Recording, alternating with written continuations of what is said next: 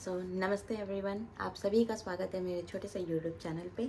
तो आज हम बात करने वाले हैं my real symptoms of having a baby girl.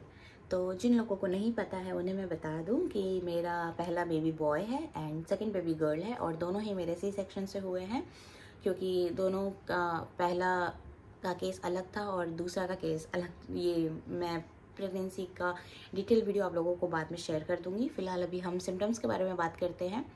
तो लेकिन उससे पहले मैं आप लोगों को ये ज़रूर बताना चाहूँगी कि अगर आप मॉम टू बी हो तो आपको बहुत सारा बेस्ट विशेस मेरी तरफ से, और प्यारा सा हर्ट, ओ सॉरी हर्ट नहीं बना, ये हर्ट बन गया। तो आपको बहुत सारा प्यार और बस हेल्दी बेबी हो जाए, बस यही प्रे करूँगी मैं आप लोगों के लिए। और आप भी यही प्रे करना, चाहे वो लड़का हो या लड़की हो।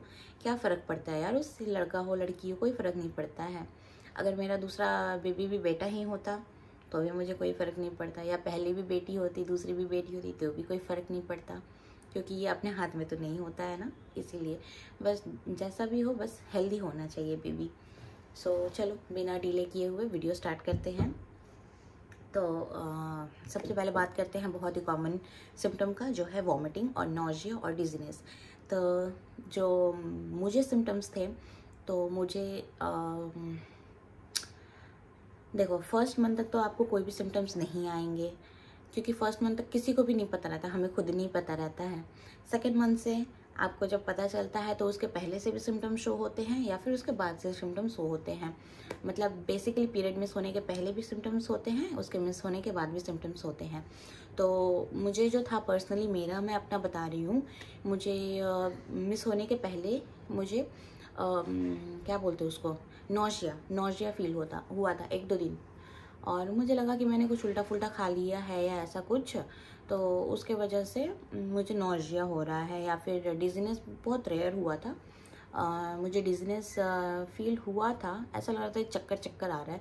तो मैं सोची कि बेटे के पीछे भागा दौड़ी करने के चक्कर में मुझे वैसा फील हो रहा होगा, लेकिन वैसा कुछ था नहीं, मुझे प्रेगनेंसी का सिम्टम था। तो और मुझे बिल्कुल भी आइडिया नहीं था कि मैंने कंसीव किया हुआ है। बाद में मैंने टेस्ट किया तो I am positive and all. ये था मेरा पहला सिम्टम्स। तो हाँ, मुझे नौजिया भी था स्टार्टिंग के डेज़ में, 1-2 दिन थे, और डिजीनेस तो रहेगा ही, और वॉमिटिंग मुझे ऐसा पूरी प्रेगनेंसी या फर्स्ट 3 मंथ्स या ऐसा कुछ नहीं था। मैं आप लोगों को बता देती हूँ, बेबी गर्ल कंसीव किया था तो मैंने 4-5th मंथ में मुझे वॉमिटिंग हुआ होगा। हार्डली 2 बार या 3 बार ऐसे हुआ होगा, क्योंकि हम गए हुए थे ट्रिप पे।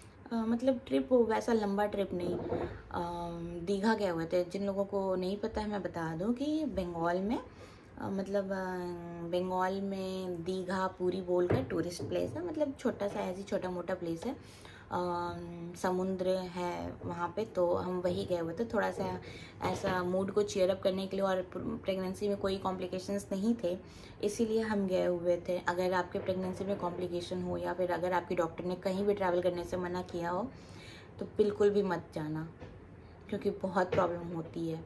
और क्योंकि मेरे प्रेगनेंसी में कोई कॉम्प्लिकेशन नहीं थे, लेकिन तभी भी प्रेगनेंसी तो थी ना, दिक्कत तो होते हैं। तो मुझे बस उसी टाइम में, जाते टाइम में और आते टाइम में बाय रोड ट्रिप गए थे हम, तो बस उसी टाइम में वॉमिटिंग हुई थी, 2 या 3 बार हुई होगी। तो ऐसा था।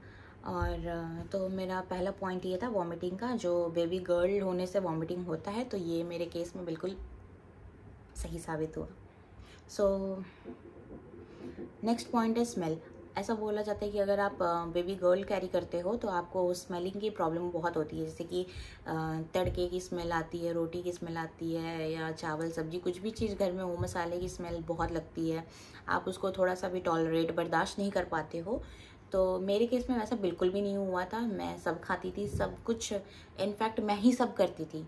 मैं पहले हैदराबाद में रहती थी, तो वहीं पर मतलब मैं, मेरे हस्बैंड और मेरा बेटा, बस हम 3 ही रहते थे, क्योंकि फैमिली में फैमिली में भी सबकी अपनी अपनी लाइफ है, तो कौन नहीं आएगा छोड़ के अपना, मतलब ड्यूटी है, ऑफिस है, घर है, सब संभालना, नहीं आ पाते हैं।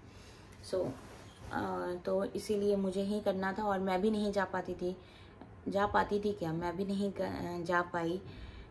मतलब बहुत सारे रीज़न्स है, ये मैं आप लोगों को बाद में डिटेल वीडियो में बता दूंगी। सो स्मेल की प्रॉब्लम मुझे नहीं थी, बिल्कुल भी नहीं थी स्मेल की प्रॉब्लम। तो मेरे केस में ये पॉइंट गलत साबित होता है।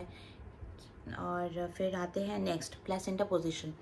सो ऐसा बोला जाता है कि अगर आप बेबी गर्ल कंसीव करते हो तो आपका प्लेसेंटा एंटीरियर रहता है, अगर आप बेबी बॉय कंसीव करते हो तो आपका प्लेसेंटा पोस्टीरियर रहता है।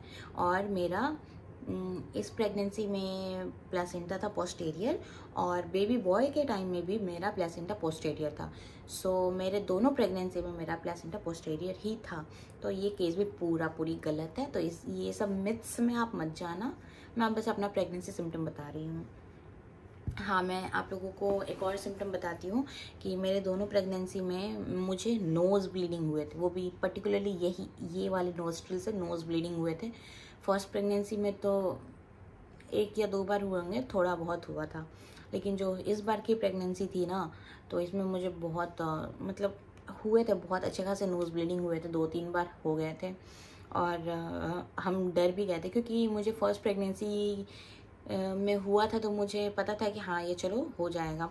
मैं आप लोगों को एक बात बताना चाहती हूँ, अगर आप लोगों में से किसी को भी ऐसा होता है, तो आप सोचोगे कि ऐसे लेट जाएं तो ब्लीडिंग स्टॉप हो जाएगी। नहीं, ऐसा नहीं करना है, आपको ऐसे झुकना है, और मतलब जितना हो पाए आप उसको ऐसे करके रखो, और आइस पैक का यूज़ करो, या फिर आइस घसो, ताकि जो ब्लीडिंग है वो स्टॉप हो जाए। ऐसा मेरी डॉक्टर ने मुझे सजेस्ट किया था, और ऐसा हो जाता है प्रेगनेंसी में। पहले जब मुझे फर्स्ट प्रेगनेंसी में जब ऐसा हुआ था, तो मैं बहुत ज़्यादा डर गई थी। शाम के टाइम में हुआ था, 6-7 बजे के अराउंड हुआ था, तो मैं बहुत ज़्यादा डर गई थी, और मैं हॉस्पिटल विजिट भी नहीं कर पाई थी। तो मैंने डॉक्टर को कॉल करके पूछा था, तो डॉक्टर ने बोला कि बीपी वगैरह अगर सब नॉर्मल है तो कोई टेंशन की बात नहीं। अगर बीपी हाई होती है तब आप तुरंत जाओ डॉक्टर के पास, तुरंत। अगर बीपी हाई होगी और आपकी नोज़ ब्लीडिंग होगी तो, अगर बीपी नॉर्मल रहती है, ऐसा होता है, तो आप आइस पैक घर में ऐसे सेकाई करो। उस समय हम डर गए थे फर्स्ट प्रेगनेंसी में, लेकिन सेकंड प्रेगनेंसी में मुझे पता था कि ये ऐसा हुआ है। बीपी मैंने तुरंत चेक किया तो बीपी नॉर्मल था, तो फिर मैंने वो आइस पैक किया, पूरा ये सेकाई किया। फिर ठंड लगने की भी डर रहती है ना, तो ये था। अगर आप लोगों के साथ ऐसा होता है तो कॉटन लो, उसको ब्लीडिंग स्टॉप करने के लिए यहाँ पर रखो, और आइस का ज़रूर से ज़रूर इस्तेमाल करना, और घबराना नहीं है। ब्लीडिंग देख के प्रेगनेंसी में किसी भी टाइप की ब्लीडिंग हो तो डर तो लगता ही है सबको। सो ये था। नेक्स्ट पॉइंट बताती हूँ मैं आप लोगों को, लीनिया नीग्रा। तो ऐसा बोला जाता है कि अगर आप बेबी गर्ल कंसीव करते हो तो जो एक लाइन बनती है पेट पर, पूरा ऊपर तक जाती है, नीचे से लेके पूरा ऊपर तक। तो अगर आप बेबी गर्ल कंसीव करते हो तो वो लाइन नीचे से लेके सिर्फ नाभि तक ही रहेगी, और हल्की रहेगी, डार्क भी हो सकती है, तो ऐसा मैंने सुना नहीं है। तो ये डिपेंड करता है। अगर आप बेबी बॉय कंसीव करते हो तो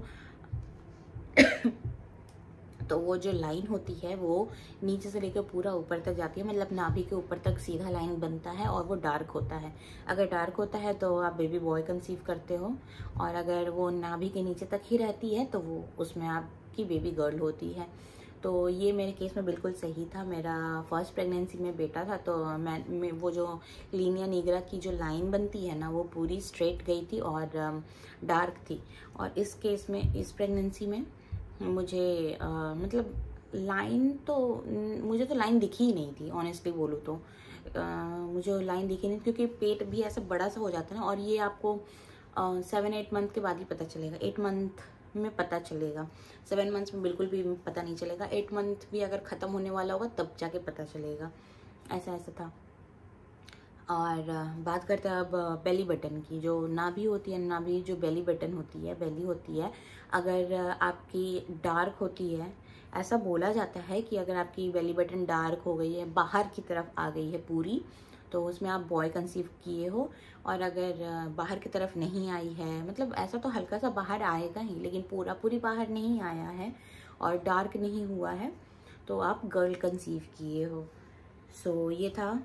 और स्वेलिंग इन लेग्स, तो एक और सिम्टम्स है स्वेलिंग इन लेग्स। तो अगर आपके पैर फूलते हैं, सूजते हैं, तो इसका मेरा इस प्रेगनेंसी से कोई ये नहीं है, मतलब ये सिम्टम नहीं थे मुझे प्रेगनेंसी में गर्ल के टाइम में। बॉय के टाइम में मुझे थे ये पैरों में स्वेलिंग आना, ये थे। इस प्रेगनेंसी में मुझे पैरों में क्रैम्प्स होते थे, मेरे पैर बहुत दर्द करते थे, पैर और कमर में दर्द होते थे, क्योंकि ड्यू टू फर्स्ट प्रेगनेंसी में एनेस्थेसिया लगता है तो बैक में ही लगता है, तो उसके वजह से मे बी दर्द होता था बैक में। या मैं पूरा टाइम काम करती थी, एक बच्चा संभालना है, बच्चा अभी 1.5 साल का बच्चा संभालना है, घर का काम करना है, तो इस वजह से भी बैक पेन होते थे। लेकिन वो बैक पेन स्टार्टिंग के डेज में होते थे, 4-5 महीने तक हुए, फिर बाद में बैक पेन नहीं होते थे। और स्ट्रेच मार्क्स तो भर भर के हुए, मेरे दोनों प्रेगनेंसी में स्ट्रेच मार्क्स हुए हैं। तो और जैसे जैसे याद आ रहा है वैसे वैसे मैं आप लोगों को बता रही हूँ कि ये थे मेरे प्रेगनेंसी के सिम्टम्स। और हाँ, पिगमेंटेशन और हेयर तो मेरे फर्स्ट प्रेगनेंसी में भी ठीक थे, मतलब झड़ते नहीं थे, और सेकंड प्रेगनेंसी में भी ठीक थे। लेकिन मतलब जो वॉल्यूम था, वॉल्यूम बढ़ गया था, ग्रोथ अच्छी हो गई थी मेरे दोनों प्रेगनेंसी में। और पिगमेंटेशन लड़के के टाइम में कम थे और बेबी गर्ल के टाइम में बहुत ज़्यादा थे, मतलब बहुत ही ज़्यादा थे। ऐसा पूरा ये नेक एरिया डार्क हो गया था, पूरा मेरा स्किन कलर ही चेंज हो गया था, पूरा ऐसा मैं ऐसी हो गई थी कि मैं क्या ही बताऊँ। मैं खुद को नहीं देख पाती थी आईने में, मतलब मुझे देखना खुद को पसंद ही नहीं था कि मैं ऐसी हो गई थी। तो स्किन कलर पूरा चेंज हो गया था, मैं खुद ही पूरी चेंज हो गई थी, पूरा फेस पे पिगमेंटेशन, ब्लैक स्पॉट्स, मतलब ऑनेस्टली बोलो तो मैं खुद को देखना ही नहीं पसंद करती थी, ऐसी हो गई थी मैं। ओठ मोटे मोटे हो गए थे ऐसे मेरे फर्स्ट प्रेगनेंसी में भी नाक ऐसे फूल गए थे, पकौड़े जैसे हो गए थे, ओठ ऐसे मोटे मोटे हो गए थे, लिप्स ऐसा लगता था कि मैंने प्लम किया हुआ है लिप्स को, लेकिन ऐसा कुछ नहीं था।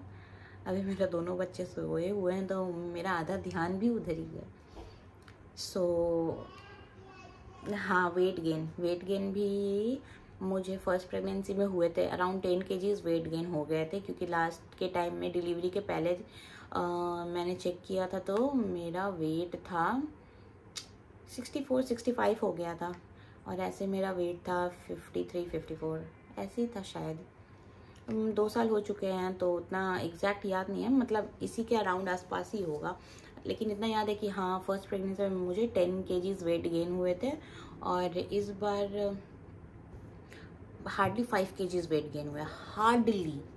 इस बार मुझे वेट गेन नहीं हुए हैं, क्योंकि मैं काम भी तो करती थी ना, और इधर भागा दौड़ी, बच्चे के पीछे भागा भागी करना, और बहुत सारे काम रहते थे, तो जिसकी वजह से नहीं हो पाया होगा या क्या, मतलब मैं अपना पर्सनल सिम्टम बता रही हूँ आप लोगों को।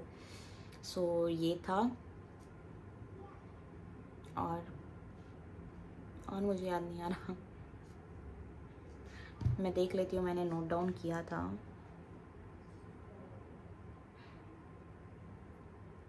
हाँ, तो बात करते हैं क्रेविंग्स की।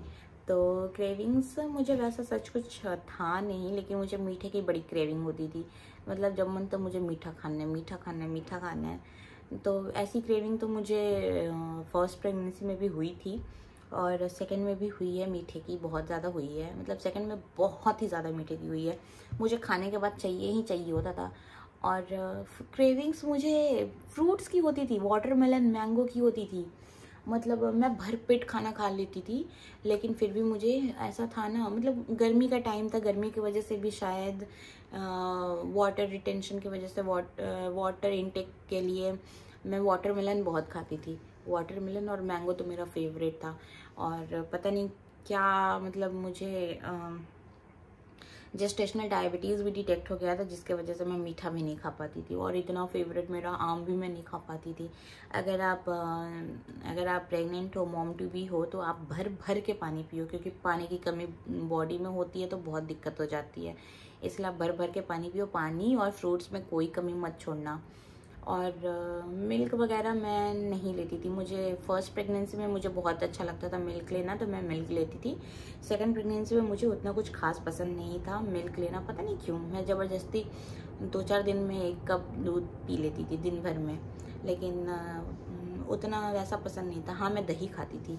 दही मतलब ठंडी ठंडी दही होती थी और उसमें चीनी मिला के मैं बहुत अच्छे से खाती थी। तो ये था, मतलब आपको किसी भी केस में वाटर मतलब अपने बॉडी में वाटर की कमी नहीं होने देना है। चाहे आप पानी पियो, नारियल पानी पियो, फ्रूट्स लो, जूसेस लो, लेकिन मैं आप लोगों को सलाह दूंगी कि जूस से बढ़िया आप फ्रूट्स खाओ, क्योंकि फ्रूट्स खाने से आपको जूस का भी मिलेगा, न्यूट्रिएंट सारा मिलेगा और फाइबर भी मिलेगा। फाइबर भी आपको बहुत ज़्यादा ज़रूरत है। कॉन्स्टिपेशन की भी प्रॉब्लम हुई थी, मेरे दोनों प्रेगनेंसी में हुई है कॉन्स्टिपेशन की प्रॉब्लम। और नोज़ ब्लीडिंग तो मैंने बता दिया। और लेग क्रैम्प्स होते थे मुझे इस प्रेगनेंसी में, बेबी गर्ल के टाइम में मुझे लेग क्रैम्प्स हुए हैं बहुत ज़्यादा सीवियर वाले। मतलब ऐसा पूरा पैर बहुत ज़्यादा दर्द, मतलब इतना दर्द करता था मैं खड़ी भी नहीं हो पाती थी। तो ये था। तो फिलहाल मुझे इतना ही याद आ रहा है। अब जैसे जैसे याद आएगा तो मैं आप लोगों के लिए नोट डाउन करूँगी। अगर आप लोगों को मेरा वीडियो अच्छा लगा हो तो प्लीज़ मेरे चैनल को सब्सक्राइब करिएगा और अच्छा कमेंट करिएगा और भर भर के प्यार करिएगा। और जो मॉम टू बी हैं, जो मॉमी बनने वाली हैं, उन लोगों को मेरा वीडियो, छोटा सा वीडियो ज़रूर शेयर करिएगा, ताकि उन लोगों को भी थोड़ा हेल्प हो जाए। मतलब वो लोग भी ताकि मेरे इस छोटे से वीडियो से रिलेट कर सके और अपना प्रेगनेंसी जर्नी को थोड़ा और जॉयफुल में कन्वर्ट कर सके। इसके लिए मेरी वीडियो को शेयर करिएगा और मुझे भर भर के प्यार करिएगा। Thank you.